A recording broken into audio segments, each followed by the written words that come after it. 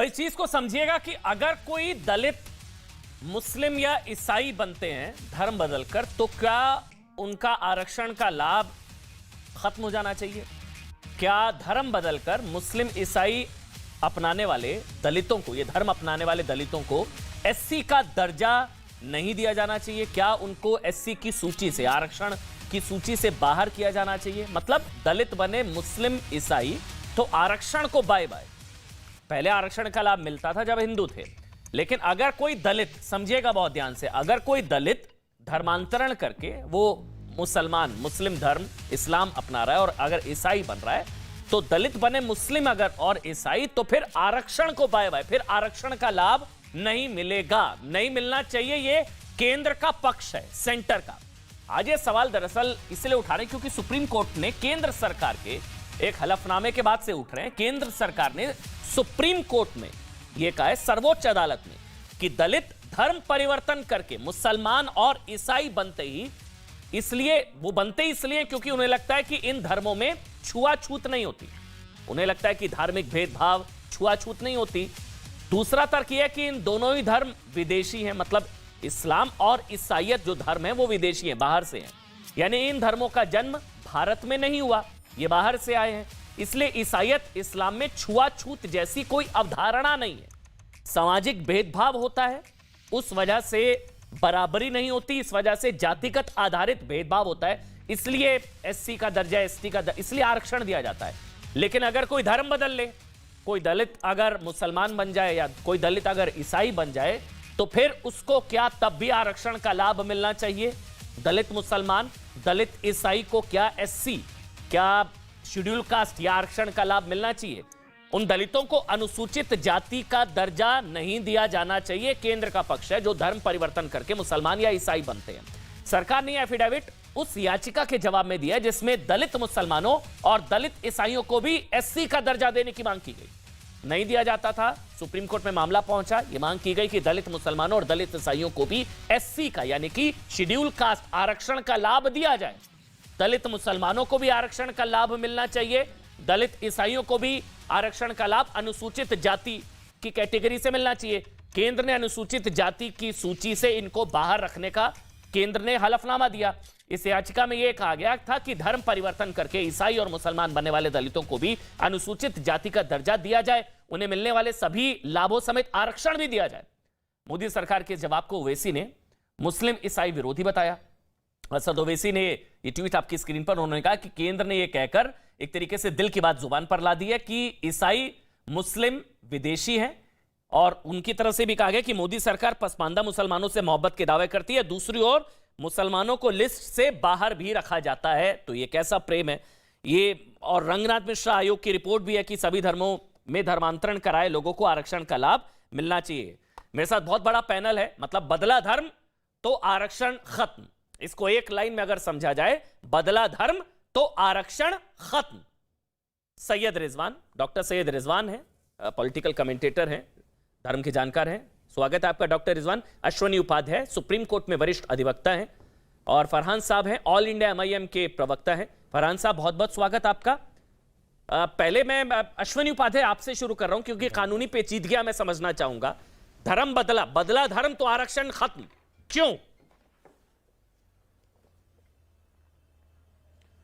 देखिए अमन जी, भारत, ये मेरे हाथ में भारत का संविधान है, और किसी भी देश का संविधान उस देश की संस्कृति, वहां के रीति रिवाज, वहां की भाषा, वहां के धर्म को प्रोटेक्ट और प्रमोट करने के लिए होता है। विदेशी धर्म, विदेशी भाषा, विदेशी रीति रिवाज, विदेशी पहनावा, विदेशी वेशभूषा, विदेशी खान पान को नहीं। हमें पहले इसको समझना पड़ेगा। अब दिक्कत यह है कि पूरी दुनिया में 1100 रिलीजन है, 1100 रिलीजन है। ठीक है। उस 1100 में से लगभग 150 रिलीजन भारत में रहते हैं।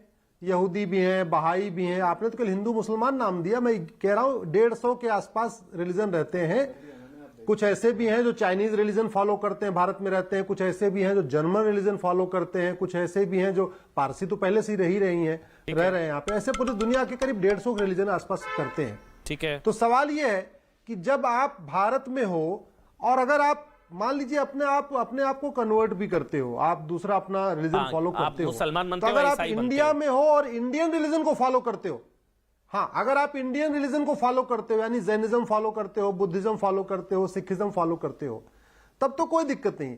लेकिन अगर आप foreign religion, Christianity foreign religion है, इस्लाम फॉरेन रिलीजन है, जोरोस्ट्रियन फॉरेन रिलीजन है, यहूदी फॉरेन रिलीजन है, ये सारे रिलीजन भारत पे इनका उत्पत्ति नहीं हुई। तो अगर उनको आप देना शुरू करेंगे तो आपको कम से कम 150 और भी ऐसे हैं जो भारत में रहते हैं, जो भारत में रहते हैं। कोई एक मिनट मुझे बताइए, अगर कोई धर्म बदलकर सिख हो जाता है या बौद्ध बनते हैं, उनको तो मिलता है। सिर्फ दलित मुसलमान और दलित ईसाई को आरक्षण का लाभ नहीं मिलेगा, दलित सिख और दलित बौद्ध को मिलेगा। संगीत रागी भी है। हाँ बताइए बहुत आज आपने चर्चा बहुत गंभीर रखी है। मैं एक मिनट बताता हूं। भारत में जैसे माइनॉरिटी की बात होती है तो दो तरीके की minority, religious minority, linguistic minority. मेरी वो जो पीआई सुप्रीम कोर्ट में चल रही है, बहुत जल्दी सरकार का उस पर भी जवाब आएगा। मैंने उसमें भी यही कहा है कि दुनिया में 6,500 भाषाएं बोली जाती हैं, तो क्या आप 6,500 भाषा बोलने वाले को लिंग्विस्टिक माइनॉरिटी का दर्जा दे सकते हो क्या? नहीं। लिंग्विस्टिक माइनॉरिटी का दर्जा किसको मिलेगा? जो भारत की भाषाएं हैं, यानी यूपी में तमिल बोलने वाला लिंग्विस्टिक माइनॉरिटी हुआ, तमिलनाडु में हिंदी बोलने वाला लिंग्विस्टिक माइनॉरिटी हुआ। अब चाइनीज बोलने वाला, फ्रांसीसी बोलने वाला, अरबी बोलने वाला, फारसी बोलने वाला, ऐसे 6,500 भाषाएं बोली जाती हैं, सबको आप लिंग्विस्टिक माइनॉरिटी का दर्जा दे सकते हो क्या?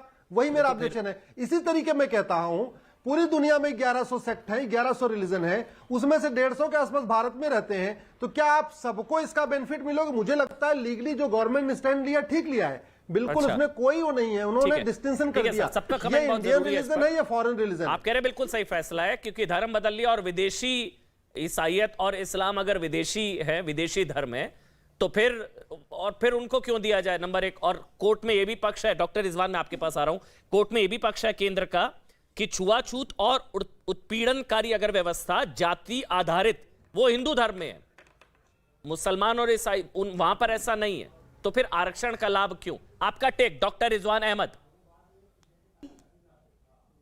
जी हाँ, शुक्रिया। जय हिंद, वंदे मातरम। जी, पहले तो जो आरक्षण का लाभ है, ये कहना गलत है कि वो इस देश में माइनॉरिटी को नहीं मिल रहा है। भाई बिल्कुल मिल रहा है। पसमानदा मुसलमानों में एक बहुत बड़ी जमात है जिसको इस देश में 75 साल से ओबीसी का कम से कम लाभ मिल रहा है। तो ये कहना कि इस देश ने रिजर्वेशन से मुसलमानों को वंचित रखा, यह गलत है, पहली चीज। अब आप आ जाइए इस वाले विवाद पर जो फिलहाल चल रहा है। इस्लाम में अगर आप सही ईमान रखते हैं तो ये ओबीसी का लाभ भी नहीं मिलना चाहिए। एक ही सफ में खड़े हो गए महमूद और एयाज, ना कोई बंदा रहा ना कोई बंदा नवाज। भाई इन मुसलमानों से ये पूछिए कि इसमें कास्ट सिस्टम, कोई नीची जात कोई ऊंची जात, ये कब आया और कैसे आया, और कौन सी कुरान शरीफ की कौन सी आयत से ये अथॉरिटी लेते हैं कि ये नीची जात है और वो ऊंची जात है, या कौन सी हदीस से ये अथॉरिटी लेते हैं कि कोई नीची जात है कोई ऊंची जात है। ये करते क्या हैं? ये करते वही हैं जो हमेशा करते आए हैं। कभी ये मॉडर्न सेकुलरिज्म को मान लेते हैं, मॉडर्न कॉन्स्टिट्यूशन को मान लेते हैं, कभी नारा लगाते हैं तेरा मेरा रिश्ता क्या ला इलाहा इल्लल्लाह। तो अगर तेरा मेरा रिश्ता क्या ला इलाहा इल्लल्लाह, तो ऊंची जात नीची जात, एक ही सफ में खड़े होकर नमाज पढ़ना, ये सब क्या है? दूसरी बात। तीसरी बात, एक तरफ आप संविधान में माइनॉरिटी के बेनिफिट भी चाहते हैं, दूसरी तरफ आप मेन स्ट्रीम देश की मेजॉरिटी में भी घुस के वहां लाभ लेना चाहते हैं। अच्छा। जो प्रोविजन उनके लिए है, भैया बिल्कुल लो, माइनॉरिटी का प्रोविजन हटा दो, मेजॉरिटी के प्रोविजन में घुस जाओ, तुम्हें कौन मना कर रहा है? ठीक है, आप ही कह रहे हैं, ये इंटरेस्टिंग है। और आखिरी बात अच्छा आखिरी कंप्लीट कर लीजिए। हाँ कंप्लीट कर लीजिए। हाँ ठीक। हाँ आखिरी बात, अगर ये रिजर्वेशन एक ऐसे शब्द से जुड़ा है जिसका इस समाज में स्टिग्मा रहा है, स्टिग्मा का हिंदी अनुवाद है कलंक, लेकिन यहां कलंक बोलना गलत होगा, स्टिग्मा वर्ड पकड़ के चलते हैं। तो भाई अगर तुम्हें कोई परेशानी है बीइंग ए दलित और तुम उससे निकलना चाहते हो, तो कोई देवबंदी मुसलमान बन जाओ, बरेलवी बन जाओ, जनरल मुसलमान बन जाओ, तो वहां से दलित हो और यहां आके भी अपने को दलित कहलवा रहे हो, तो तुम आखिर चाह क्या रहे हो? तुम कंफ्यूज्ड क्यों हो? तुम तय कर लो कि तुम्हें दलित की श्रेणी से बाहर निकलना है। ये इंपॉर्टेंट है। मतलब आप ये कह रहे हैं कि डुअल बेनिफिट, मतलब माइनॉरिटी का भी बेनिफिट, कल को अगर दलित कोई मुसलमान बनता है तो माइनॉरिटी का भी बेनिफिट लेगा और फिर आपको रिजर्वेशन का भी बेनिफिट चाहिए, तो ये डुअल बेनिफिट क्यों? ठीक है ना। बोलिए। आप शोएब जमाई भी मेरे साथ जुड़ गए हैं, संगीत रागी हैं मेरे साथ, बहुत बड़ा पैनल है, गुलाम हाफिज सरवर। मैं चाहूंगा सबका कम से कम एक एक पक्ष, एक एक जो पक्ष है वो क्लैरिटी से आ जाए। डॉक्टर रिजवान ने बोल लिया, अश्विनी उपाध्याय ने बोल लिया, शोएब अब मैं आपके पास आ रहा हूं। शोएब, आपने सुना डॉक्टर रिजवान अहमद को, बताइए आपका क्या पक्ष है इसमें कि क्या दलित मुसलमान, दलित ईसाइयों को आरक्षण का लाभ, एससी का दर्जा मिलना चाहिए, नहीं मिलना चाहिए? आपका पक्ष, शोएब जमाई। देखिए, रिजवान साहब ने जो तर्क दिया उसमें बहुत बड़े लूप होल्स हैं। उसने कहा कि भाई जो दलित मुसलमान बन जाए उसको माइनॉरिटी का भी लाभ मिलेगा और जो है दलित होने का भी लाभ उनको चाहिए। तो भाई क्या यहाँ से जो बौद्ध हो गए वो माइनॉरिटी का लाभ नहीं लेते? बौद्ध भी माइनॉरिटी में, जैन भी माइनॉरिटी में, सिख भी जो होंगे वो माइनॉरिटी में होंगे। माइनॉरिटी का लाभ सब लेता है, जो माइनॉरिटी है वो माइनॉरिटी का लाभ ले रहा है। लेकिन सवाल यहां पर है इंटेंजिबल डिफरेंशिया का। सरकार ने एक एफिडेविट दाखिल की सुप्रीम कोर्ट में, उसमें कहा कि इंटेंजिबल डिफरेंशिया है और एक वर्ड उसमें इस्तेमाल किया कि यहाँ it's between foreigners and the Indian origin. जो मामला सुप्रीम कोर्ट में था उसमें कोई फॉरेनर पार्टी नहीं है, सब इंडियन पार्टी है। तो फॉरेनर किसको आप लिख रहे हैं? ये वर्ड है एफिडेविट में। यानी कहने का मतलब ये है कि इस्लाम और क्रिश्चियनिटी चूंकि इंडियन ओरिजिन मजहब नहीं है, तो हम आपको फॉरेन ओरिजिन का मानते हुए हम आपको उसमें लाभ नहीं देंगे अगर आप कन्वर्ट कर गए। तो अगर प्रधानमंत्री जी की सरकार पश्मानदा मुसलमान, ऑडियो चला गया आपका, ऑडियो चला गया। ये मैं आपका पक्ष समझ गया कि भाई विदेशी ये धर्म, मैंने भी शुरुआत में बताया, इस्लाम और ईसाइयत विदेशी धर्म है, इस वजह से लाभ नहीं। अब सिख में कन्वर्ट होते हैं, जो अभी अश्विनी उपाध्याय समझा भी रहते। आप जवाब देना चाहेंगे संगीत रागी? मैं आपके पास आ रहा हूं। मैं डॉक्टर रिजवान अहमद, मैं एक बार सबका पक्ष ले लूं, फिर मैं आपके पास लौट कर आऊंगा। संगीत रागी, आपका क्या पक्ष है? जो अभी शोएब को आपने सुना कि भाई विदेशी कहकर लाभ ना देने का क्या मतलब है? पसमानदा मुसलमानों से बड़ी बातें की जाती हैं, मोहब्बत के दावे ओवैसी साहब भी कह रहे हैं, फिर उनको बाहर कर दिया गया लिस्ट से। देखिए, जहां अश्विनी जी छोड़ करके आए थे, मैं वहीं से बात की शुरुआत करना चाहता हूं। देखिए, इसमें बहुत साफ है और इसको यदि संविधान के निर्माताओं के बारे में यदि आप उनके कॉन्स्टिट्यूएंट असेंबली डिबेट्स यदि आप पढ़ेंगे तो आपको बहुत साफ साफ दिख जाएगा। संविधान निर्माताओं की दृष्टि ये थी कि जिनको हम शेड्यूल कास्ट कह रहे हैं, वो जिनको हम आरक्षण दे रहे हैं, वो सदियों से एक सोशल ऑर्डर भारत समाज के अंदर, हिंदू सोशल ऑर्डर रहा है, उसके अंदर पीड़ित रहे हैं। कहीं न कहीं उनको न्याय नहीं मिला है, जाति आधारित उत्पीड़न। तो इसलिए उसको बराबरी तक लाने के लिए संविधान में उनके लिए वो व्यवस्था की गई थी। बाकी धर्मों के बारे में भी वहां पर जिक्र हुआ था, ऐसा नहीं था कि कॉन्स्टिट्यूएंट असेंबली में जिक्र नहीं हुआ था। जिस चीज की आज हम जिक्र कर रहे हैं उस समय भी कॉन्स्टिट्यूएंट असेंबली में जिक्र किया था और संविधान निर्माताओं ने बहुत साफ साफ इस चीज को खारिज कर दिया था। मैं इससे बिल्कुल सहमत हूं कि जो दृष्टि है भारत सरकार की, सबसे पहले तो मैं उसकी सराहना करता हूं, मैं प्रशंसा करता हूं। बिल्कुल ही नहीं मिलना चाहिए। क्यों मैं इसलिए कह रहा हूं क्योंकि इससे उन तत्वों का जो भारत में पैसा झोंक करके जो धर्म का प्रचार करते हैं और कन्वर्जन करते हैं, जिसे गांधी जी ने कहा था व्यवसाय करते हैं, वो धर्म का परिवर्तन नहीं करते हैं, वो धार्मिक व्यवसाय करते हैं। ये गांधी जी की टिप्पणी है क्रिश्चियन मिशनरियों के खिलाफ और इस्लामिक मिशनरियों के खिलाफ। और दूसरा इसका पक्ष है कि यदि आप इंडिक रिलीजन में आप कन्वर्ट करते हैं, इंडिक रिलीजन जिसे हम कहते हैं, जो भारतीय धर्म बौद्ध है, तो ये जिनकी उत्पत्ति मतलब जो विदेशी धर्म नहीं है। देखिए, सनातन हिंदू धर्म के ही ये अवयव है, एक अंग है, जो एक धारा निकल गई है। गंगा की कई धाराएं निकलती हैं, कई बार इधर से उधर निकल आती है, फिर गंगा की धारा में मिल जाती है। आपने कहा भाई जो इंडिक रिलीजन में कन्वर्ट हो रहे हैं उनको तो लाभ मिलेगा, मिलना चाहिए। कोई दलित सिख है लाभ मिलेगा, दलित बौद्ध है लाभ मिलेगा, लेकिन जो विदेशी धर्म जिसका बार बार अश्विनी उपाध्याय ने भी जिक्र किया, इस्लाम और ईसाईयत। मैं डॉक्टर अजीज खान मेरे साथ है, मोहम्मद फरहान साहब है, लेकिन पहले मोहम्मद फरहान साहब के पास मैं जा रहा हूं। मोहम्मद फरहान साहब, आपका पक्ष तो वैसे आ चुका है, ओवैसी साहब की पार्टी का जो पक्ष है, ओवैसी साहब का जो पक्ष है कि मोदी सरकार पसमानदा मुसलमानों से मोहब्बत के दावे करती है और पसमानदा मुसलमानों को लिस्ट से बाहर रखा जाता है। आपने सबको सुना, अब आपका कुछ पक्ष बदला है, आपको लगता है कि नहीं बात सही है, इंडिक रिलीजन में है, फिर तो मिलेगा। सर देखिए ऐसा है अमन जी बिल्कुल, केंद्र सरकार ने एक बात तो स्पष्ट कर दी अपने हलफनामे में, उसने लिखा है साफ लफ्जों में, केंद्र सरकार ने कहा कि असल में अनुसूचित जाति के लोग ईसाई या इस्लाम धर्म में परिवर्तित ही इसलिए होते हैं ताकि वे छुआछूत जैसी दमनकारी व्यवस्था से बाहर आ सकें। मतलब ये बात केंद्र सरकार ने बताई है कि इस्लाम जो है वो लोगों को बराबरी का दर्जा देता है, और जो हिंदू धर्म में दलितों का उत्पीड़न हो रहा है या छुआछूत जैसी चीजें हैं वो आज भी बरकरार हैं। पहली चीज। दूसरी बात, उसने एक चीज और कोट की, 1950 भेदभाव ऐसा नहीं है एफिडेविट में ऐसा फरहान साहब, ऐसा नहीं है एफिडेविट में, ऐसा नहीं है उसमें ये है, मैं पढ़ देता हूं, उसमें ये है नहीं, हाँ मैं बता रहा हूं आपको, शब्दों का खेल है सर। बोलिए नहीं, आप मुझे बोलने दीजिए। एक मिनट में फेक न्यूज को बस्ट कर दूं, एक मिनट सर। उसमें यह कहा गया है, जैसा कि कहा जाता है, बिल्कुल जैसा कि दावा किया जाता है कि हम इसलिए धर्म छोड़ रहे हैं कि हम छुआछूत, यही चीज यही है कि नहीं, छुआछूत फर्क है ना सर दोनों में। ये नहीं माना है सरकार ने कि हिंदू धर्म में छुआछूत है, ये दावा किया जाता है कि हम इसलिए हिंदू धर्म छोड़कर मुसलमान धर्म अपना रहे हैं ताकि छुआछूत से हम निजात पाए। ये है सर। केंद्र सरकार, अमन जी सुन लीजिए, अमन जी बिल्कुल बिल्कुल, मोहम्मद फरहान जी बिल्कुल सुन लीजिए। केंद्र सरकार ने केंद्र सरकार ने यह बताया है कि दलितों को अब तक अत्याचार जमीन पर हो रहा था, अब उसके साथ क्या नाम है, धर्म का मतलब होता है धारण करना।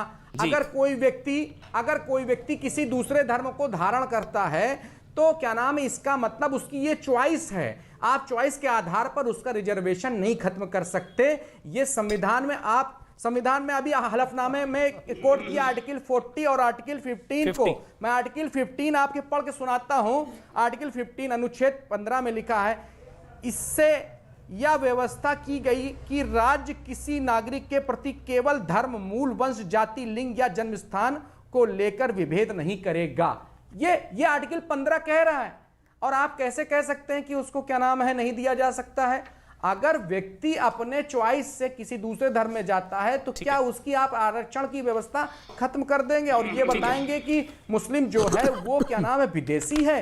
अगर मुस्लिम विदेशी है तो फिर विदेशी से पासमानदा मुसलमानों से इतना प्यार क्यों इनसे इतना प्यार जताया जा रहा है। दूसरी बात मैं कहना चाहूंगा, जस्टिस रंगनाथन मिश्रा की जो रिपोर्ट है उसमें ये एक बात कहा गया है, अपनी रिपोर्ट में लिखा है उन्होंने कि सभी धर्मों में दलितों के लिए अनुसूचित जाति का दर्जा देने का समर्थन किया जाता है। बिल्कुल है, रंगनाथ मिश्रा ने अपनी रिपोर्ट में लिखा है। बिल्कुल ठीक कह रहे हैं, मैं गलत कह रहा हूं सर तो बताइए। मैं पढ़ देता हूं, रंगनाथ मिश्रा आयोग की रिपोर्ट है कि सभी धर्मों में धर्मांतरण कराए लोगों को आरक्षण का लाभ मिलना चाहिए। बिल्कुल ठीक कह रहे हैं आप। और आपने दूसरी बात जो कही कि भाई चॉइस, अगर यही आपकी पार्टी का पक्ष है कि दलितों के पास मजहब की, ये दलितों की मजहब की आजादी के खिलाफ है। मैं मेरे ख्याल से सरवर साहब मैं आपका एक कमेंट ले लेता हूं ताकि सबका, फिर अजीज खान साहब मैं आपके पास आऊंगा। सरवर साहब, आपके हिसाब से कि किसी ने धर्म बदल दिया, कोई दलित से मुसलमान बन गया, क्या उसको फिर भी दलित मुसलमानों को क्या आरक्षण का लाभ मिलना चाहिए? सरवर साहब आपका पक्ष। अमन जी, सबसे पहले न्यूज़ 18 को बहुत बहुत बधाई। ऑल इंडिया यूनाइटेड मुस्लिम मोर्चा जिस संगठन से मैं जुड़ा हूं 1994 से इसी लड़ाई को लेकर सड़क पर, और आज जो ये बहस हो रही है सुप्रीम कोर्ट में, PIL नंबर 180 और PIL नंबर 15 दोनों हमारा 2004 और 2020 में डला हुआ सुप्रीम कोर्ट पर, जिस पर ये सारी बहसें अब शुरू हुई है। मिलनी चाहिए। अब मैं तर्क दे रहा हूँ, आ रहा हूँ, जरा सा सब्र कीजिए। भारत दुनिया का ऐसा देश है जहाँ का संविधान पूरी दुनिया में सराहा इसलिए जाता है कि यहाँ भेदभाव की कोई गुंजाइश है ही नहीं इस संविधान में। चाहे मौलिक अधिकारों से जुड़ी वो तमाम धाराएं, सारे पढ़े लिखे लोग हैं, गिनाने की जरूरत नहीं कि 14 क्या कहता, 15 क्या कहता, 16 क्या कहता। हमारी लड़ाई ये नहीं है कि कौन किधर गया, और ये इन शंकाओं को मैं दूर करूंगा। रांगी जी ने बहुत महत्वपूर्ण मुद्दे उठाए हैं, वकील साहब ने भी उठाया है, मैं इन शंकाओं को दूर करूंगा। और जो ड्राफ्टिंग में बातें आई हैं उस पर दोनों तरफ से गलतफहमी फैलाई जा रही है, MIM की तरफ से और दूसरे जो विपक्ष हैं वो भी गलतफहमी फैला रहे हैं। मैं उस पर भी कुछ दो चार सेकंड बोलूंगा। पॉइंट पे आइए। पहली बात कि जब संविधान में धर्म के आधार पर किसी को भी कुछ देने की व्यवस्था या किसी से कुछ छीनने की व्यवस्था नहीं है, तो 10 अगस्त 19। अच्छा, एक बात अभी रागी जी ने कहा कि जब कॉन्स्टिट्यूट असेंबली में बहस हो रही थी तो ये मुद्दा आया था। सर, तो संविधान के किसी अनुच्छेद में या किसी बहस में ये दिखाइए हमको, आप बताइए कि क्या ये जो सूचियां बनी है जो 3 तरह की है, 340, 341, 342, ओबीसी, एससी और एसटी, तो तीनों सूचियां जब तैयार हो रही थी तो क्या इस्लाम और ईसाइयत का नाम आया था? अब मैं आपको बताता हूं, ईसाइयत का नाम आया था लेकिन इस्लाम का जिक्र नहीं आया था। ईसाइयत का जिक्र इसलिए आया था कि उस समय अंग्रेजों की सरकार ही थी और उसकी आबादी कम। संविधान लागू होता है 26 जनवरी 1950 को और प्रतिबंध लगता है 10 अगस्त 1950 को, तो पहले ही ये मामला संविधान में आ जाना चाहिए था। नेहरू जी ने 10 अगस्त 1950 को, इतिहास में नहीं जाते, मुझे बताइए मिलना चाहिए, दो पक्ष बताइए क्यों मिलना चाहिए। मिलना चाहिए, मैं बता रहा हूं दो चीजें मिलना चाहिए, बताता हूं क्यों। एक आधार बनाया गया जब 342 में आप दे रहे हैं। हाँ। लक्षद्वीप जो है एसटी के लिए सुरक्षित सीट है, जहां से जीत के आ रहे हैं पीएम शहीद के बेटे, तो एसटी में दे रहे हैं, ओबीसी में दे रहे हैं। अब जो मोदी जी ने ईडब्ल्यूएस पर दिया उसमें भी आप दे रहे हैं, उसमें भी आपने धर्म नहीं लगाया कोई प्रतिबंध, तो केवल 341 में ही सारे कवायद क्यों? एक सवाल ये। ठीक है। अब दूसरा के टचेबल और अनटचेबल भी बहस हो रहा, तो क्या 341 में अनटचेबल जातियां हैं या नहीं है, ये बता दीजिए। ठीक है, एक मिनट, सबका पक्ष पहले अब डॉक्टर अजीज खान का भी ले लेता हूं, फिर मैं सब, ताकि सबका पक्ष चल जाएगा, फिर डॉक्टर रिजवान आप ही के पास आऊंगा। डॉक्टर अजीज खान, आपका क्या पक्ष है, समाजवादी पार्टी का क्या पक्ष है भाई, कि क्या दलित मुसलमानों और दलित ईसाइयों को एससी का दर्जा आरक्षण का लाभ मिलना चाहिए या नहीं मिलना चाहिए? आपका पक्ष डॉक्टर अजीज खान। देखिए अमन जी, मैंने करीब करीब सभी लोगों को सुना जी। सबसे बड़ी बात है कि वो दलित समाज जो हजारों साल से जिस तरीके से उसे पीड़ित था, वो प्रताड़ित किया गया, जिस तरीके से उसको तिरस्कृत किया गया, आज देखिए धर्म एक आस्था का विषय है। कोई भी शख्स किसी भी धर्म में जा सकता है, किसी भी धर्म को मान सकता है, ठीक। और संविधान ने इसका हक दिया, अधिकार दिया है। लगातार चर्चा हो रहा है आर्टिकल 14, आर्टिकल 15 और तमाम बातें, मैं उसमें जाना नहीं चाह रहा हूं। जब संविधान हक देता है तो ऐसी स्थिति में वो जो दलित समाज है उसको अनुसूचित जाति से क्यों वंचित कर देंगे अगर वो किसी भी धर्म में जाता है? पहली बात, ये दलील काफी नहीं है कि इस्लाम धर्म विदेशी है, ईसाई धर्म विदेशी है। मैं जानना चाहता हूं, आपसे जानना चाहता हूं, आप कहते हैं यहां छुआछूत नहीं है, तो क्या बौद्ध धर्म में छुआछूत है? क्या जैन धर्म में छुआछूत है? क्या सिख धर्म में छुआछूत है? नहीं है। अगर वहां छुआछूत नहीं और वहां विदेशी नहीं है, आप समझिए मेरी बात। नहीं, अच्छा, कंप्लीट कर लीजिए। जी जी। अरे सर सुन लीजिए। हाँ, बिल्कुल, अमन जी देखिए, सबको मौका दिया, इससे तरीका नहीं होता है। नहीं, पूरा दे रहा हूं आपको। मैं एक बात बताना चाहता हूं, एक तरफ लगातार पूरे देश में बहस हो रहा है यूनिफॉर्म सिविल कोड का, कि सभी धर्मों के लिए जो संविधान है उसकी एक ही चीज है, एक ही रूल रेगुलेशन लागू होगा सभी धर्म में। ऐसी स्थिति में अगर कोई शख्स मुस्लिम हो जाता है या कोई शख्स मुस्लिम नहीं है, तो ऐसी स्थिति में उसको इस लाभ से वंचित क्यों किया जा रहा है? बिल्कुल सही बात है, ये अच्छा लगा। मतलब ये है कि इसका मतलब ये है कि जो एक तरफ आप यूसीसी की पैरवी कर रहे हैं तो दूसरी तरफ आप दलित विरोधी हैं। ठीक है, दलित विरोधी मानसिकता कहीं ना कहीं अच्छा लगा कि अगर आप समानता की बात कर रहे हैं, मैं को दिया। सुन लीजिए मेरी बात। अच्छा सर। अरे अमन भाई सुनिए, बोलिए। एक मिनट सर, 20 सेकंड और दे रहा हूं, मैं ब्रेक पर जाऊंगा। अमन भाई, अरे सर सुन लीजिए ना मेरी बात। एक मिनट सर सुन लीजिए, जो बीजेपी, अरे सुनिए, दलित हितैषी की बात कर रही थी, वो बेनकाब हो गई। आज उसका चेहरा बेनकाब हो गया, वो दलित विरोधी है। आप धर्म के नाम पर क्या उसको वंचित कर देंगे? समझ गया सर, आपका पक्ष समझ गया, आप रिपीट करें। बिल्कुल अजीज खान, आपने बिल्कुल ठीक कहा। मुझे एक चीज अच्छी लगी, अब आप समानता की बात करें और अब आप यूसीसी के पक्ष में खड़े हैं, ये भी बड़ी चीज है। अब आप यूनिफॉर्म सिविल कोड के पक्ष में खड़े हैं, बड़ी चीज है, क्योंकि आप समानता की बात कर रहे हैं। मैं एक छोटा सा ब्रेक ले रहा हूँ। नहीं, मैं एक ब्रेक ले रहा हूँ डॉक्टर अजीज खान, मेरी ब्रेक की मजबूरी है। फिर ब्रेक के बाद आपसे शुरू करूंगा, डॉक्टर रिजवान आऊंगा। एक छोटे सा ब्रेक ले रहा हूँ। बिल्कुल ठीक अजीज भाई, छोटा सा ब्रेक।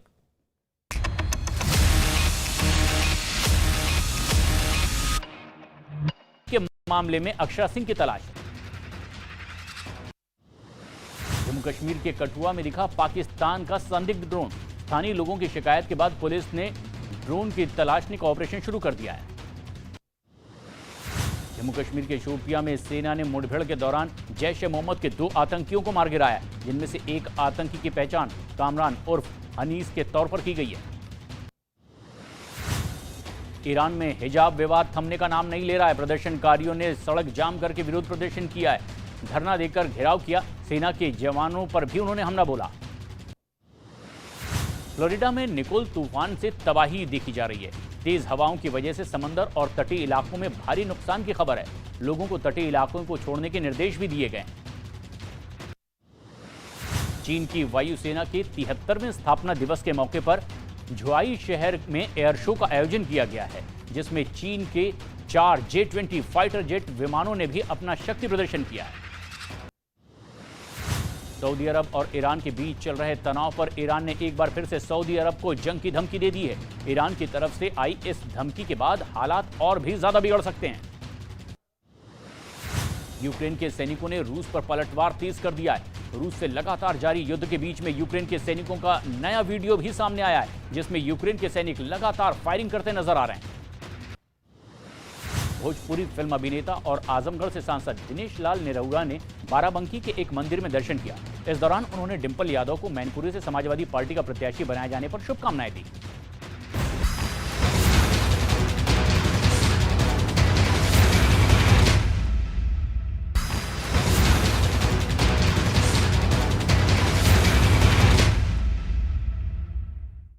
नमस्कार, मैं हूं प्रशांत चुरहे। देश और दुनिया की इसके अलावा भी तमाम ताजा खबरों के लिए आइए देखते हैं ताबड़तोड़ 50। मिशन दक्षिण भारत पर पहुंचे प्रधानमंत्री नरेंद्र मोदी बेंगलुरु में एक कार्यक्रम को संबोधित किया। भारत को दुनिया का स्टार्टअप हब बताने के साथ ही उन्होंने बेंगलुरु को इसमें सबसे बड़ा हाथ बताया। कर्नाटक के दौरे पर पहुंचे पीएम मोदी ने बेंगलुरु में इंटरनेशनल एयरपोर्ट में एक नए टर्मिनल का उद्घाटन किया। टर्मिनल 2 के उद्घाटन के बाद पीएम मोदी ने अधिकारियों के साथ निर्माण का जायजा भी लिया। प्रधानमंत्री मोदी ने बेंगलुरु के केएसआर रेलवे स्टेशन पर दक्षिण भारत की पहली वंदे भारत एक्सप्रेस ट्रेन को हरी झंडी दिखाई। साथ ही साथ भारत गौरव काशी दर्शन ट्रेन को भी रवाना किया।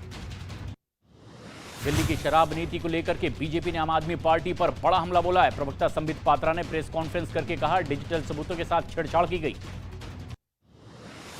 एमसीडी के लिए कांग्रेस की चुनाव समिति में 1984 के दंगों के आरोपी नेता जगदीश टाइटलर का नाम शामिल। बीजेपी नेता मनजिंदर सिंह सिरसा ने प्रेस कॉन्फ्रेंस करके हमला बोला है, कहा बेगुनाह सिखों को मारा गया। दिल्ली के मुख्यमंत्री अरविंद केजरीवाल ने एक प्रेस कॉन्फ्रेंस की। 4 दिसंबर को होने वाले एमसीडी चुनाव से पहले ही जनता से 10 चुनावी वादे किए। उत्तर प्रदेश के मुख्यमंत्री योगी आदित्यनाथ ने वाराणसी में प्रधानमंत्री मोदी की जीवन यात्रा पर आधारित पेंटिंग प्रदर्शनी का उद्घाटन किया, जिसमें पीएम मोदी के जीवन को दर्शाने के लिए 55 पेंटिंग्स लगाई गई। महाराष्ट्र के गोंदिया में चलती मोटरसाइकिल में अचानक आग लगने से हड़कंप मच गया। गनीमत रही कि मोटरसाइकिल सवार पति पत्नी ने कूद करके जान बचा ली। यूपी के गाजियाबाद जिले में बीच सड़क पर बड़ा हादसा हुआ। कार से धुआं निकलता देख कार सवार बाहर निकल आए। महाराष्ट्र के कोल्हापुर में कुछ शरारती तत्वों ने एक नई मोटरसाइकिल में आग लगा दी। इस दौरान आग ने एक कार को अपनी और चपेट में ले लिया, जिसका वीडियो सामने आया है। राजस्थान पुलिस ने कोटा में चाकू लहराकर मारने की धमकी देने वाले आरोपी को गिरफ्तार कर लिया है। उसका धमकी भरा वीडियो सोशल मीडिया पर वायरल हुआ था। राजस्थान के झुंझुनू नगर परिषद में अतिक्रमणकारियों के खिलाफ अभियान चलाया गया है और शहर की सड़कों के किनारे लगे अतिक्रमण को मुक्त कराया गया। उत्तर प्रदेश के हाथरस जिले में बेखौफ बदमाशों ने एक जेवर की दुकान को निशाना बनाया है और दुकान का ताला तोड़कर लाखों रुपए के जेवर लेकर वहां से वो फरार हो गए। घटना सीसीटीवी में रिकॉर्ड हो गई। पंजाब के तरनतारण इलाके में बेखौफ बदमाशों ने गन पॉइंट पर एक महिला को लूट लिया। लूट का वीडियो सामने आया है, जिसमें महिला की बेटी बदमाश का सामना भी करती दिखाई दे रही है। बिहार के सीतामढ़ी जिले में एक महिला का चोरी करते हुए वीडियो वायरल हुआ है। वीडियो में एक महिला दुकान से दूध के पैकेट चोरी करती दिखाई दे रही है। उत्तर प्रदेश के चित्रकूट पुलिस स्टेशन के चेकिंग के दौरान रोडवेज की बस भारी मात्रा में विस्फोटक सामान इस बस से बरामद किया गया। करवी से प्रयागराज जा रही बस में 2 बोरियों में यह विस्फोटक भरा सामान पकड़ा गया। बिहार के सीवान जिले में एक आदमी को मोटरसाइकिल चोरी करते लोगों ने रंगे हाथों पकड़ लिया। आदमी की हरकतों से गुस्सा आए लोगों ने उसकी जमकर पिटाई की। बिहार के छपरा से गाजीपुर जाने वाले नेशनल हाईवे पर कई किलोमीटर लंबा जाम लग गया। हाईवे पर सैकड़ों ट्रकों की लंबी कतार देखी गई। बिशनपुरा के पास खराब सड़क में ट्रक फंसने की वजह से यह जाम लगा। उत्तर प्रदेश के फिरोजाबाद में डीएसपी गिरफ्तार किया गया। जेल में बंद गैंगस्टरों आतंकियों को मोबाइल फोन उपलब्ध करवाने का इस पर आरोप था। गाजियाबाद पुलिस और बदमाशों की मुठभेड़ हुई। पुलिस ने 3 शातिर बदमाशों को इसमें गिरफ्तार कर लिया है। अवैध असला और लूटे गए गहने मोटरसाइकिल भी बरामद की गई।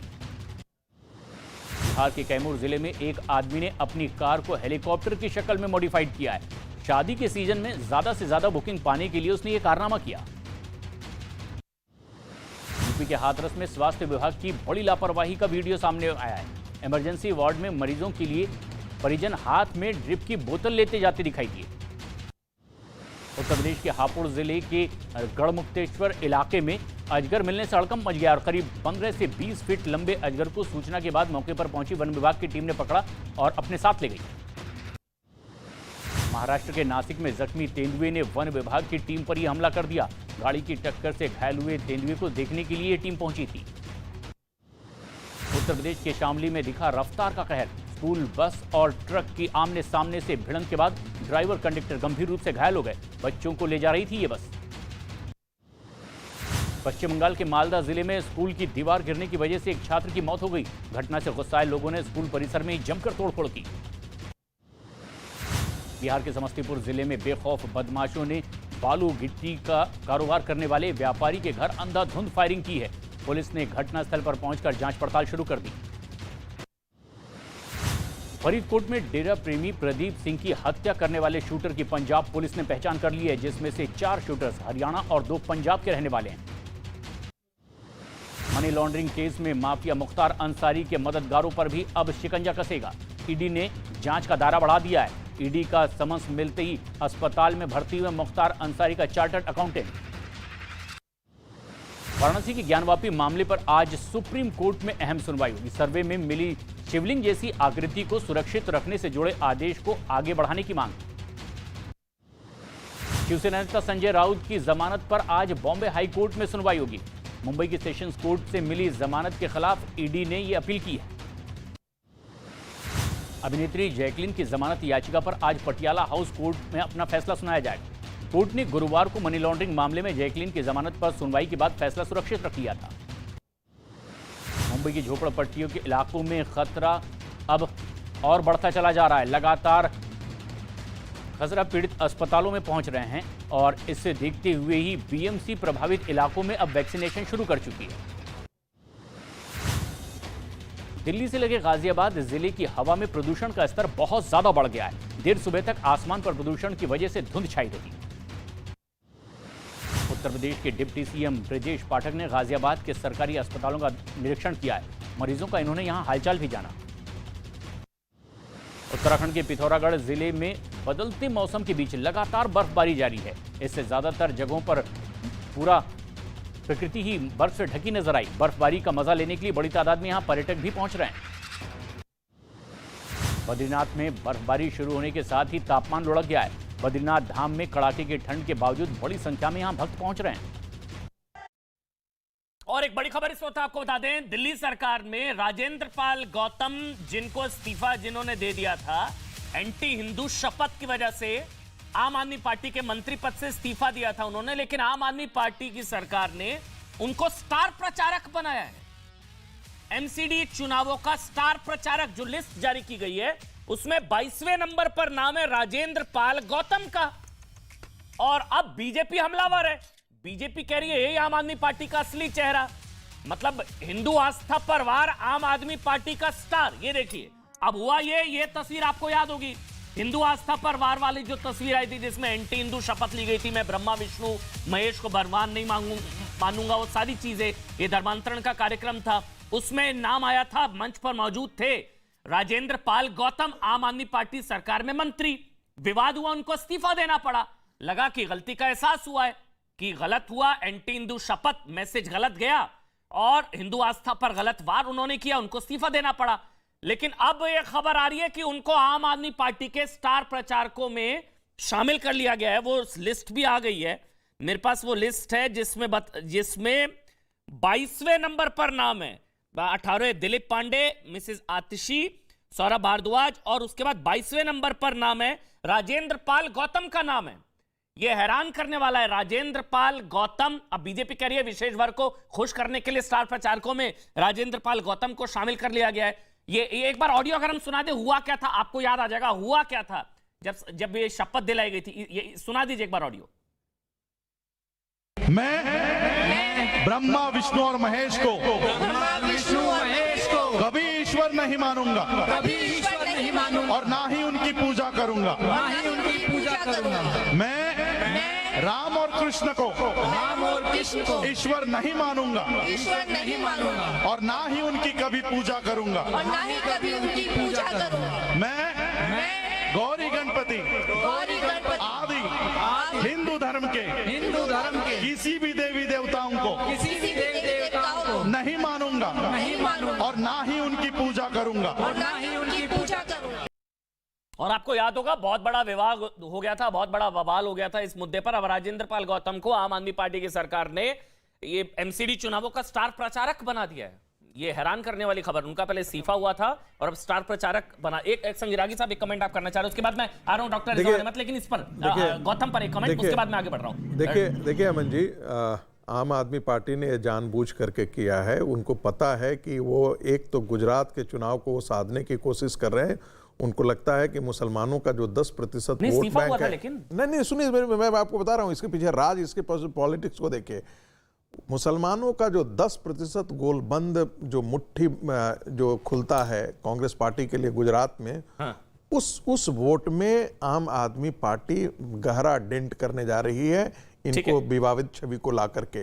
उनको पता है कि गुजरात में वो जीतने नहीं जा रहे हैं, लेकिन कांग्रेस को वहां से खदेड़ने की स्थिति में वो आ जाएंगे यदि मुसलमानों का बड़ा देने वाला फैसला है। डॉक्टर रिजवान अहमद आपके पास आ रहा हूं, लेकिन उससे पहले दूसरी बात शायद आम आदमी पार्टी को इस बात का एहसास है कि यहां पर एमसीडी चुनाव में चुनाव हार रही है, क्योंकि उसको पता है बहुत बड़ी खबर है इस वक्त की।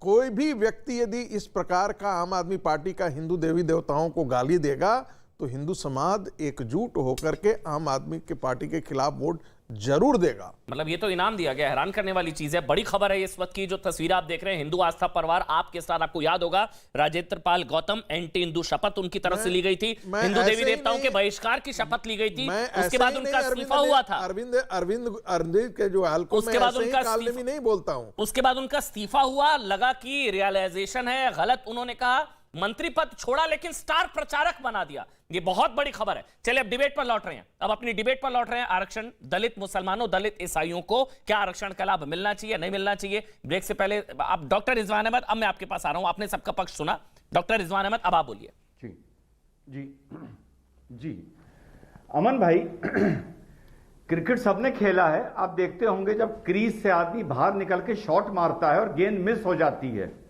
तो बल्लेबाज एकदम से क्रीज में बल्ला रखता है ताकि स्टंप ना हो जाए। सबने देखा होगा। तो ये जो क्रीज है ये संविधान है और क्रीज के बाहर शरीयत है। तो भाई लोग शॉटे बाहर निकल के क्रीज के मारते हैं। जब गेंद मिस हो जाती है तो पलट के बल्ला क्रीज में रख देते हैं, यानी संविधान में रख देते हैं। डिबेट को आधे घंटा बीत गया, आपने आज शरीयत शब्द नहीं सुना होगा। सुना? आपने सुना? आरक्षण की व्यवस्था शरीयत या धर्म के आधार पर है क्या रिजवान साहब? एक एक करके सुन लो, बीच में ना बोला करो यार। मैंने रोक दिया, एक एक करके। तुम लोगों को बड़ा मुंह में डायरिया है, बीच में ना बोला करो। हाँ ठीक है, ऐसे नहीं, शरीयत ला रहे हैं। एक मिनट भाई, वो खुश हो रहे हैं आज से। एक मिनट सरवर साहब, एक एक करके आज रिक्वेस्ट। संविधान आज बोल रहे हैं, अच्छा लग रहा है। मैंने बोला ना, गायब है। अजीज खान भी आज यूसीसी की बात कर रहे हैं, आप सबको संविधान याद आ रहा है, वो उसी की बात कर रहे हैं। एक एक करके प्लीज रिक्वेस्ट कर रहा हूं। ठीक, एक मिनट एक एक करके प्लीज। अब आज शरीयत गायब हो गई, चलिए कोई बात नहीं, गायब हो गई। अब मुझे, लेकिन मैं तो गायब नहीं होने दूंगा। मुझे लगता है जानबूझ के कर रहे हैं क्या। अब मुझे भाई लोगों से यह पूछना है, अजीज खान भाई ने बोला कि जब दलित हिंदू मुसलमान होता है तो उसे आरक्षण क्यों नहीं मिलेगा? हाँ, नहीं, वो मुसलमान नहीं हो रहा है, वो दलित मुसलमान हो रहा है, दलित मुसलमान। अब आप जितने भी यहां मुसलमान बैठे हैं, मुझे वो कुरान शरीफ की आयत बताओ जहां पे दलित मुसलमान, पिछड़ा मुसलमान जैसे इंसान का जिक्र है जो इस उम्मत में होगा। कोई ऐसी आयत या हदीस है तुम लोगों के पास, या आज सिर्फ संविधान संविधान खेलना है? शरीयत को आज किनारे कर दें डिबेट में। कोई ऐसी आयत है? अच्छा, मैं आपसे पूछता हूं एक चीज डॉक्टर रिजवान अहमद, ना अरब ना नॉन अरब ना काला ना गोरा सब बराबर हैं। तो क्या इस्लाम धर्म में जाति आधारित जातिगत ऐसी कोई चीज नहीं होती? जाति या जातिगत कुछ नहीं होता है, मतलब आप ये कह रहे हैं? हाँ, ये कहां से लाए हो, कहां से पकड़ के दलित लाए हो? पिछड़ा मुसलमान का सैयद कैसे लिखा? एक मिनट सरवर साहब, एक मिनट। हाँ, आपका सवाल हो गया, अब आप बोलिए। अब एक मोहम्मद सरवर बोलेंगे, वो जवाब देना चाह रहे हैं आपको एक एक करके। मैं एक चीज बता रहा हूं आपको, मेरी डिबेट में कोई बीच में नहीं, अपनी टर्न पर बोलेंगे। डॉक्टर रिजवान अहमद का सवाल आपने सुना, आप जवाब देना चाह रहे, दीजिए। देखिए, हाँ, बोलिए। किसी भी चीज को अगर गोल मटोल करना हो तो उसके लिए बहुत सारे रास्ते हैं। ये डिबेट विशुद्ध रूप से संवैधानिक है। सुप्रीम कोर्ट पे जो एफिडेविट दिया नहीं, जो डॉक्टर, एक मिनट सरवर साहब, एक एक करके जो उन्होंने सवाल पूछा कि शरिया कुरान में कुछ ऐसा है, दलित मुसलमान, पिछड़ा मुसलमान, जातिगत ऐसा कुछ है? दलित वो जो पूछा उन्होंने, क्या ऐसी व्यवस्था है? क्योंकि कोर्ट में केंद्र ने भी कहा है कि जाति आधारित छुआछात या उत्पीड़नकारी व्यवस्था के इस तरह के आंकड़े इस्लाम या ईसाई धर्म में नहीं है। तो क्या जाति आधारित उत्पीड़न या जाति आधारित छुआछात, छुआछूत या दलित पिछड़ा ये सब है इस इस्लाम में या ईसाईयत में? ये उनका सवाल है, बताइए आप। हो गया कंप्लीट। हाँ, सवाल इसी का जवाब दीजिएगा। सैयद रिजवान साहब चूंकि सैयद है और नाम के आगे ठोक कर लिखे हुए भी हैं, इसलिए पहले ये समझ लें कि इस्लाम में बिरादरी है या नहीं है। कुरान ने वर्गों में बांटा है या नहीं बांटा, लेकिन भारतीय मूल के मुस्लिम बांटा है या नहीं बांटा है? भारतीय परंपरा के अनुसार बटे हुए हैं। नहीं, पहले ये गलत, बांटा है या नहीं बांटा ये बताइए जो उन्होंने पूछा। इस्लाम के हिसाब से क्या जातिगत व्यवस्था है? क्या जातियां हैं इस्लाम कि ये दलित मुसलमान है, ऐसा कुछ है क्या? अब बोलने दीजिए।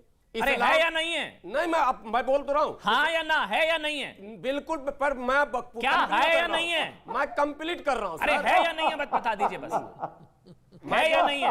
मैं जो बातें कह रहा हूं, क्या दलित मुसलमान क्या इस तरह की जातिगत व्यवस्था है? भारतीय इस्लाम में है, इस्लाम में नहीं है, भारतीय इस्लाम में है। अच्छा, इस्लाम में इनके लोगों ने अशराफ अजलाफ अरजाल क्यों लिखा? उन सैयदों ने किताब में अशराफ अरजाल और अजलाफ जो लिखा, तो ये चुप क्यों थे सैयद वाले लोग? इन अशराफ मुसलमानों से पूछता हूं कि आपने जब इस्लाम में नहीं था तो आपने, आज पसमानदा टर्म इतने सालों से चल रहा है, आज भारत के स्वतंत्र हुए 75 वर्ष हो गए, अशराफ अजलाफ अरजाल उन किताबों में लिखा जिसको इस्लामी किताब इन लोगों ने कहकर पेश किया था, तब आप चुप क्यों थे?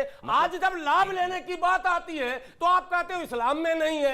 अरे सामाजिक उत्पीड़न हमारे यहाँ भी है साहब, डंके की चोट पर इतने बड़े चैनल पर कह रहा हूं। नहीं सर, एक मिनट, जाति आधारित दलित मुसलमान या इस तरह की चीजें हैं? बिल्कुल है। आपने बोला भारतीय इस्लाम में नहीं है, कुरान में नहीं, दोनों दो इस्लाम है। डॉक्टर रिजवान ने पूछा कुरान की कोई आयत, कोई वर्सेस कहीं ऐसा कुछ? कुरान में वही है जो सनातन धर्म में कर्म प्रधाना, वजअलनाकुम शुऊबन व क़बाइला लितआरफू इन्न अक्रमकुम इंदल्लाहि अत्काकुम। शोबे और कबीले हैं, बिरादरियां हैं, कुरान ने भी कहा, लेकिन दलित मुसलमान नहीं, उस आधार पर दलित कोई मुसलमान छोटा नहीं हो सकता, ये कुरान कह रहा। अच्छा, नहीं हो सकता? नहीं हो सकता। अब रुकिए, अब एक मिनट, नहीं, सरवर साहब, नहीं हो सकता, नहीं हो सकता। यानी कि जाति आधारित भेदभाव नहीं है? नहीं, इस्लाम मुझे भारत के मुसलमानों ने लिखा। फिर वही यही बात समझिए, भारत के मुसलमानों ने लिखा। रुकिए सरवर साहब, रुकिए। केंद्र ने कोर्ट में कहा जाति आधारित उत्पीड़न, भेदभाव, छुआछूत नहीं है, इसलिए आरक्षण नहीं। अब है भारत के मुसलमान में, इस्लाम की बात कर रहा हूं मैं, इस्लाम में नहीं है, भारत के मुसलमानों में। अश्वनी उपाध्याय बोलेंगे। अब सबको मौका देना, बड़ा पैनल है। मोहम्मद फरहान के पास मेरे को जाना है, शोएब के पास भी मोहम्मद फरहान, अश्वनी उपाध्याय। Please 10 second. अच्छा 10 सेकंड अश्वनी जी, 10 सेकंड दे रहा हूं। इस्लाम के नाम पर भारत में जितने संगठन चल रहे हैं, जमीयत उलमा हिंद, जमात इस्लामी, जमीयत अहले हदीस, मुस्लिम मज़हब मशावरत, पर्सनल लॉ बोर्ड, जरा सैयद रिजवान साहब बतावे उसमें हलालखोर, चमेला, नट, कलंदर, बखो, डफाली, मीरासी, मिर्शिकार, अब्बासी, हलालखोर, हेला, कोई बिरादरी के लोग हैं क्या? क्यों नहीं है? यही तो सवाल पैदा होता है। अच्छा डॉक्टर रिजवान, पहले आप जवाब दे दीजिए। अश्वनी जी माफी चाहूंगा, मुझे और 30 सेकंड और दे दीजिए, ये क्लियर हो जाएगा भैया, ये है या नहीं है? मुझे तो नहीं पता, मैं इस्लाम का जानकार नहीं। ये दोनों इस्लाम के जानकार हैं, सरवर साहब और रिजवान साहब। आप आपस में तय कर लीजिए है या नहीं है। डॉक्टर रिजवान, आज तो बहुत अच्छी चीज क्लियर हो गई, बीच में कोई नहीं। आज तो बहुत अच्छी चीज क्लियर हो गई कि भारतीय संस्कृति का मुसलमान अलग है और अरबी संस्कृति का मुसलमान अलग है, तो फिर अरब से पूरा नाता तोड़ो, भारतीय संस्कृति को अपनाओ। जय श्री राम, जय श्री कृष्णा। मजहब तुम्हारा, मान्यता भारत की। जब मान्यताओं की बात आती है तो अरबियों की मान्यताएं काहे मानते हो? हिंदुस्तान की परंपरा में हिजाब कहीं गए ही नहीं है गांव में। हिजाब लेके 15 बिरादरी की नाम गिना दीजिए आज एक साथ में। हिजाब लेके कहां से आ गए? हिंदुस्तान में हिजाब नहीं था। हिंदुस्तान में हिजाब नहीं था। आप गिना तो दीजिए, मैं समझूं। सारी संस्कृतियां भारतीय हैं। भारत की वो दलित नारियां सम्मान करती है, उनकी शादियां जो चलिए बस हो गया। आप राजस्थान शोएब आ रहा हूँ, एक करके भाई, बड़ा पैनल है, सबको मैं संगीत रागी आ रहा हूँ। चलिए भारत की परंपरा में एक चीज अच्छी है, आप कह रहे हैं सनातन संस्कृति से जुड़े, आपने कहा जो मुसलमान सनातन संस्कृति से जुड़ा है उसमें ऐसी चीजें नहीं है ना? ठीक है। अब जय श्री राम डंका के चोट पे बोल रहा, उसको आप तहजीब मानते हैं, ये कौन सी बात है? आप तो विरोध भी नहीं करते, आप तो बोलते भी नहीं, आप तो ही सनातन संस्कृति से जुड़े। चलिए अब मैं अश्विनी उपाध्याय सर, एक मिनट सर, आगे बढ़ते हैं, बड़ा पैनल है। शोएब आ रहा हूं, रागी साहब आ रहा हूं, पहले अश्विनी उपाध्याय बोलेंगे और उसके बाद मैं आगे बढ़ूंगा, फिर मोहम्मद फरहान भी है मेरे साथ, और अजीज खान साहब आ रहा हूं। पहले अश्विनी उपाध्याय, सब अपनी अपनी टर्न पर बोलेंगे। अश्विनी उपाध्याय, आपने दोनों को सुना कि भाई जातिगत दलित मुसलमान या इस तरह की व्यवस्था, जाति आधारित भेदभाव जब है ही नहीं, आरक्षण की बुनियाद है सामाजिक भेदभाव, और जब जातिगत आधारित भेदभाव ही नहीं है इस्लाम में, तो फिर किस बात का आरक्षण? अश्विनी उपाध्याय। देखिए अमन जी, मुझे लगता है टाइम बहुत कम बचा, इसलिए मैं समाधान पे आता हूं। बोलिए सर, बोलिए। इसका समाधान बहुत आसान है। जैसे हमारे अभी इसके पहले, सबसे पहले उन्होंने बताया भी कि हम भारतीय मुसलमान हैं, तो वास्तव में भारत में मुसलमान तो है ही नहीं है। भारत में 80% हिंदू हैं और 20% कन्वर्टेड हिंदू हैं। अब आरक्षण लेने का सबसे बढ़िया तरीका है कि आप जहां इस्लाम लिखते हैं उसके आगे कन्वर्टेड हिंदू भी लिख दीजिए, बहुत आराम से। मुझे लगता है कोर्ट में भी बहुत अच्छी दलील काम करेगी। मैं आपको आगे के लिए बता रहा हूं कि कोर्ट में दलीलें आप आराम से दे सकते हो। आप अपने ब्रैकेट में लिखो नाम, आगे रिलीजन में भले इस्लाम लिखो, लेकिन आगे ब्रैकेट में लिख दो कन्वर्टेड हिंदू। मैं गारंटी के साथ कहता हूं आपको रिजर्वेशन का फायदा मिलेगा। हाँ, लेकिन उसके लिए आपको भारतीय रीति रिवाज, भारतीय परंपरा, भारतीय खान पान, भारतीय ज्ञान विज्ञान को अपनाना पड़ेगा। उसका सबसे अच्छा तरीका है, चूंकि आप भारतीय इस्लाम कहते हैं, तो आप जो अजान है सुबह की उसको अरबी में मत करिए, उसको भारतीय भाषाओं में करिए। जहां यूपी में है उसको अजान हिंदी में करिए, जहां बिहार में है हिंदी में करिए, भोजपुरी में करिए, बंगाल में अजान बंगाली में करिए, तमिलनाडु में अजान तमिल में करिए, उसको अरबी में मत करिए। आप अगर भारत के हैं, भारतीय हैं, वास्तव में भारतीय हैं, मैं मानता हूं। बीच में नहीं, एक एक करके प्लीज। भारतीय संविधान डॉक्टर अजीज खान और शोएब है, मैं अपनी बात कंप्लीट करिए, उसके बाद शोएब बोलेंगे। हाँ, डॉक्टर रिजवान आ रहा हूं। देखिए अमन जी, मैं ईमानदारी से कह रहा हूं, मैं ईमानदारी से कह रहा हूं कि जब 5 सेकंड, हाँ पहले एक मिनट सुन लीजिए भैया। हाँ, मैं ईमानदारी से कह रहा हूं, यहां जब गजनी आया था तो अपनी बीबी को लेकर नहीं आया था, अकेले आया था। इसी तरीके जब बाबर आया था तो 20,000 सैनिकों को लेकर आया था, अपनी पत्नियों को लेकर नहीं आया था। तो यहां पे जो भी भारत में है, जो भी आज वास्तव में मुस्लिम है, ये कोई मुस्लिम नहीं है, ये हमारी ही बहन बेटियों के संतान है। तो स्वाभाविक सी बात है, वो हैं तो सारे हिंदू, कोई वहां से कोई बाहर से तो नहीं आए थे। तो इसलिए इनको कोई इसमें शर्माना भी नहीं चाहिए, सीधे ताली ठोक के कहना चाहिए कि मैं मुस्लिम नहीं हूं, मैं कन्वर्टेड हिंदू हूं, मैं कन्वर्टेड हिंदू हूं, इसलिए हमको फायदा मिलना चाहिए। मोहम्मद फरहान साहब मुस्कुरा रहे हैं। फरहान साहब, मैं पहले शोएब के पास, उसके बाद मोहम्मद फरहान भाई मैं आपके पास आऊंगा, एक एक करके बोलेंगे अपनी टर्न पर। शोएब 5 सेकंड तो दे सकते हो, 5 सेकंड। अच्छा डॉक्टर रिजवान 5 सेकंड ले लीजिए, फिर शोएब बोलेंगे। 5 सेकंड ले लीजिए डॉक्टर रिजवान, बस 5। बस अमन भाई, हाँ, अजीज खान आ रहा हूं। अमन भाई, बस इन लोगों से इतना पूछ लो, जो अभी भारतीय मुसलमान होने की डुगडुगी बजा रहे थे कि भारतीय संस्कृति में हिजाब तो नहीं था ना। चलिए ठीक है, तो तुम हिजाब का बहिष्कार करोगे या नहीं करोगे? स्कूल में पढ़े हैं। अब शोएब और मोहम्मद फरहान बोलेंगे। एक मिनट सर, लड़ना नहीं है। अरे सर मत लड़ना नहीं है ना, डिबेट कर रहे हैं, चर्चा। घूंघट दिखा रहा हूं, कुछ पर्सनल थोड़ी ना है सरवर साहब, बस हो गया, ऑडियो बंद, ऐसे नहीं डिबेट होगी। शोएब अब आप बोलिए, मोहम्मद फरहान और अजीज खान, तीनों को इक्वल टाइम दे रहा हूं मैं, कोई सबको ऑडियो बंद रहेगा। भाई बंद कर दीजिए ऑडियो पे पीसीआर, बस हो गया सर, रुकिए मोहम्मद सरवर साहब, बस करिए प्लीज, रिक्वेस्ट कर रहा हूं सर। रिक्वेस्ट कर रहा हूं आपसे सरवर साहब, आप रेगुलर डिबेट्स में आते हैं, सब सीनियर लोग हैं, अजीज खान वेट कर रहे हैं, एक एक करके बोलेंगे अच्छा लगेगा। पहले शोएब आप बोलिए, फिर अजीज भाई और मोहम्मद फरहान, तीनों का पक्ष आएगा। अब आप बोलिए शोएब जमाई, सबको सुना आपने। शोएब देखिए अमन जी, बात पशमानदा मुसलमानों की हो रही थी। पशमानदा मुसलमान कौन? आपका कनेक्शन उड़ जाता है। तो पशमानदा मुसलमान वही हैं जो कभी पिछड़ी जातियों के हिंदू थे और उन्होंने इस्लाम।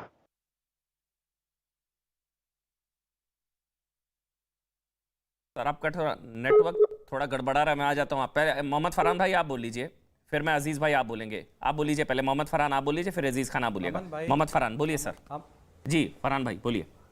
अच्छा अमन भाई, देखिए मैं दो बातें कहना चाहूँगा। बिल्कुल बिल्कुल बोलिए। कि अगर कोई व्यक्ति अपने नाम के आगे सैयद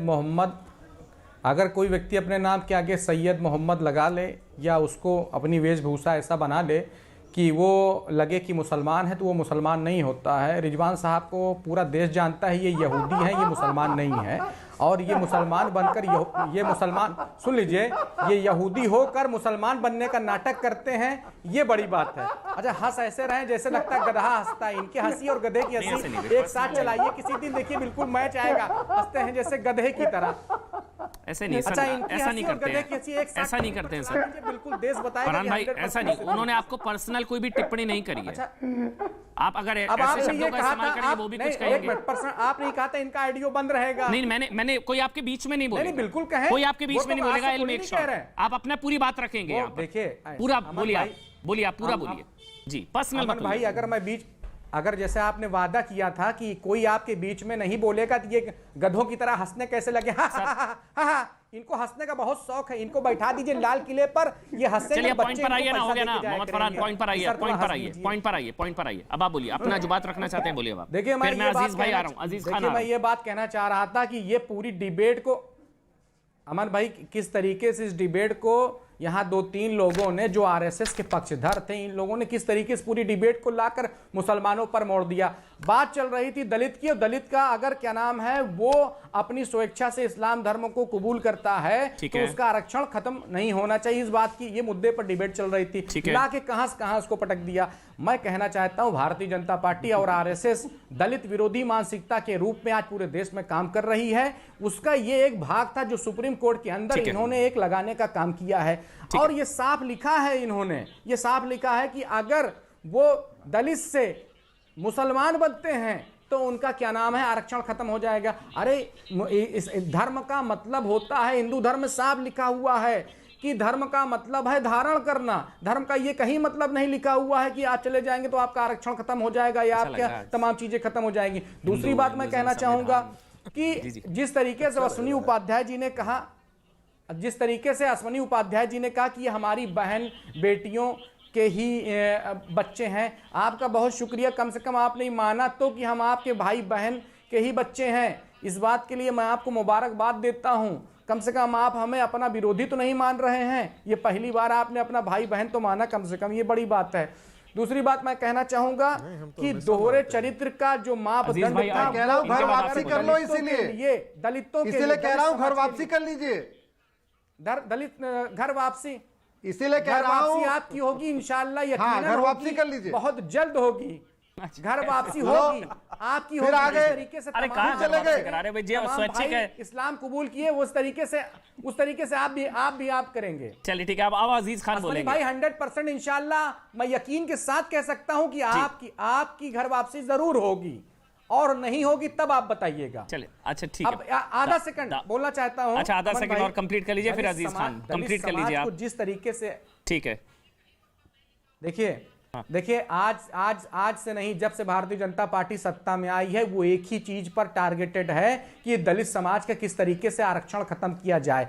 अब एक ये सगुफा लेकर वो आगे बढ़े हैं। अब देखिए आगे क्या एक नया लाते हैं कि किस तरीके से। मोहम्मद फरहान आपकी सारी चीजें ठीक है, पहले तो दलित समाज का आरक्षण नहीं खत्म हो रहा है, ये आरएसएस की आइडियोलॉजी है सर। एक तो पहले तो दलित समाज का आरक्षण नहीं खत्म हो रहा है, वो इंटैक्ट है। दलित मुसलमानों का आरक्षण है भी नहीं, ये तो मांग हुई कि दिया जाए, पहले तो है ही नहीं, नंबर एक।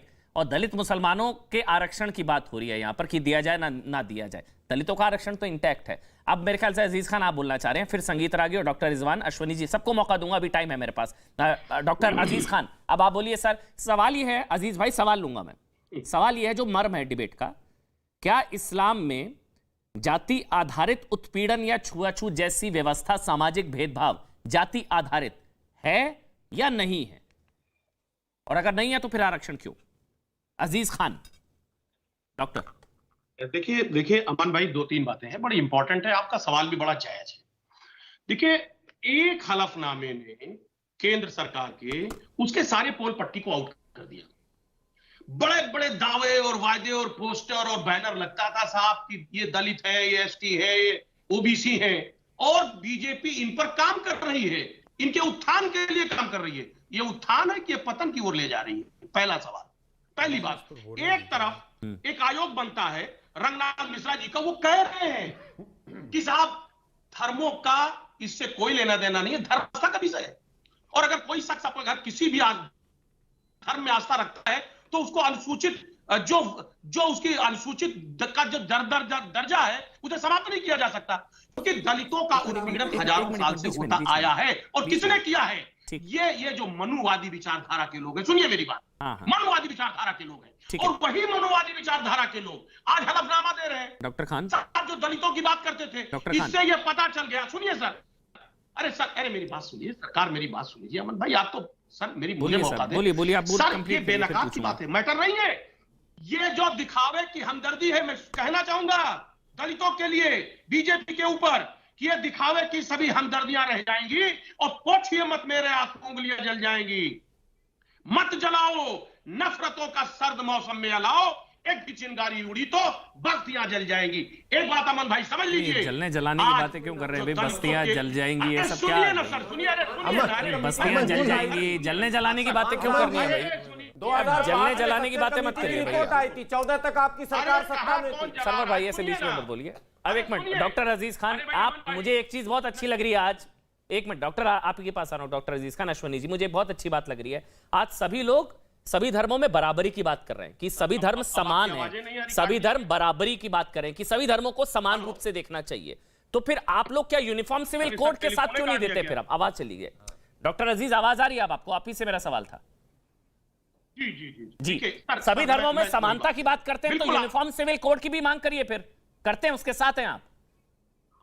नहीं, आप ठीक कह रहे हो सर। मैं 2 बातें कह दूं सर। एक बात आप देखिए, दोहरा मापदंड देख रहे हैं आप, दोहरा चरित्र देख रहे हैं आपका। एक तरफ हिमाचल में चुनाव है, सुनिए ना सर, सुनिए ना, हिमाचल में चुनाव, गुजरात में चुनाव, यूसीसी लागू करेंगे। सर छोड़िए ना चुनाव होना, मैं तो सैद्धांतिक मुद्दे पर डिबेट कर रहा हूं। अरे सुनिए ना मेरी बात, अरे सुनिए।